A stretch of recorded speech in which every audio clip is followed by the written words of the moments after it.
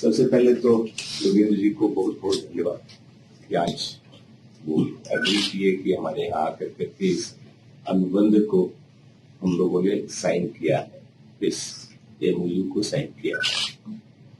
इसको ग्रामीण एरिया में किसानों के लिए किसी नाम का मुहताज नहीं है, सब कोई जानता है। जो भी खेती करता है वो इफ्को को न जानता हो ऐसा हो नहीं सकता। और इफ्को ऐसी संस्था है जो कृषि के सारे इनपुट्स को सप्लाई करती है, बीज को शायद छोड़कर। बीज भी करते हैं तो वो भी करते हैं।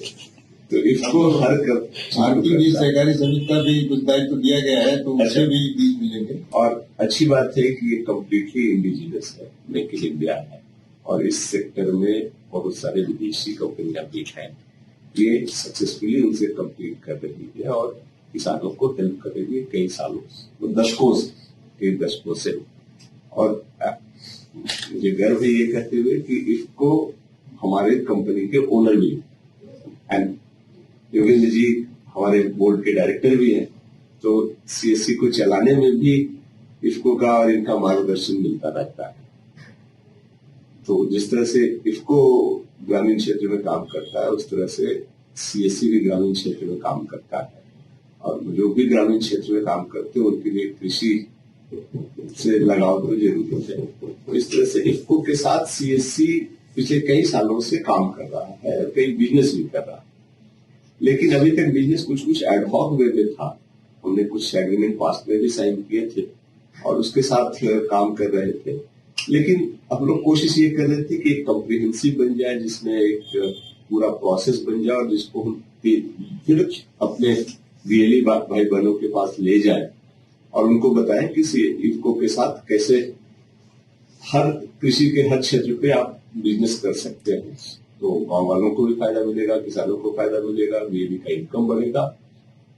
और इसमें अच्छी बात समय अच्छा इसलिए भी है कि पास्ट 1-1.5 साल से कई मंत्रालयों ने भी सीएससी को जिम्मेदारी दी है। जैसे मिनिस्ट्री ऑफ कोऑपरेशन ने दिया है कि पैक्स के साथ आप जुड़िए, पैक्स को सीएससी बनाइए, पैक्स को स्ट्रेंथन करिए, और हम लोग कर भी रहे हैं। इसी तरह एग्रीकल्चर मिनिस्ट्री ने भी अपने 10,000 एफपीओ के लिए सीएससी को इंगेज किया है कि उसकी वायबिलिटी और उसकी फंक्शनलिटी बढ़ाए। तो जब हम उनसे जुड़े हुए हैं तो हमने सोचा कि इफ्को से साथ के इन प्रोडक्ट्स को, इन सिस्टम को हम उन लोगों से ले जाए जो कृषि से डायरेक्टली जुड़े।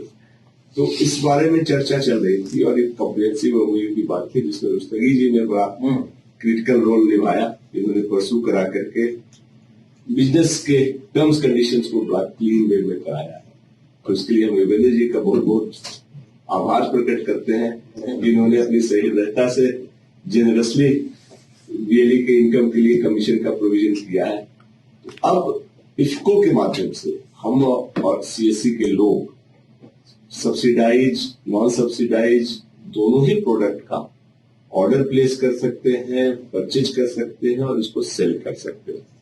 तो हमारी आशा ये है, हमारा विश्वास ये है कि इसके बाद हमारी टीम बीएलई के पास पहुंचेगी, इसको कि फील्ड टीम के साथ लेकर के, जैसा कि उन्होंने बताया कि उनका नेटवर्क काफी फैला हुआ ही है। तो दोनों टीम मिल करके ग्रामीणों को, किसानों को इसके बारे में बताया। एंड हम दोनों को ये विश्वास है कि इससे ग्रामीण क्षेत्रों में एक अवेयरनेस काफी तेजी से आएगा।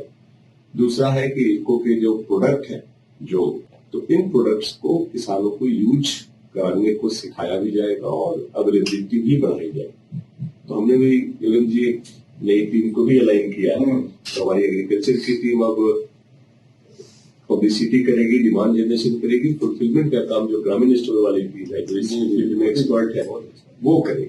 तो हमने वो अलाइन किया है। तो आशा करते हैं कि आज से ये हमारे पुराने रिश्ते की एक नई शुरुआत है और ये कॉम्प्रिहेंसिव एग्रीकल्चर का इनपुट पैकेज जो एमओयू में भी लिखा हुआ, जो इफ्को के सूट में अवेलेबल है, इसको हम गांव में हर किसान तक पहुंचाने की कोशिश करेंगे।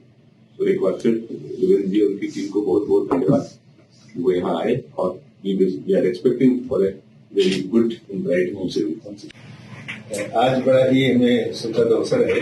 मैं सीएससी के मुख्यालय में हूँ और आदरणीय प्रबंध निदेशक महोदय श्री संजय राकेश जी ने समय दिया और उन्होंने सहमति व्यक्त की कि हम लोग एक अनुबंध करके एग्रीमेंट एमओयू साइन करके आगे बढ़े।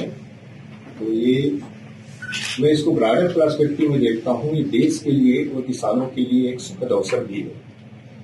जब सीएससी जिसकी 6 लाख से ज्यादा गांव में प्रेजेंस है, 6 लाख से ज्यादा लोग काम कर रहे हैं, हम लोग उनसे जुड़ रहे हैं और जुड़ करके एक विकास के नए कीर्तिमान स्थापित करने की आधारशिला रख रहे हैं।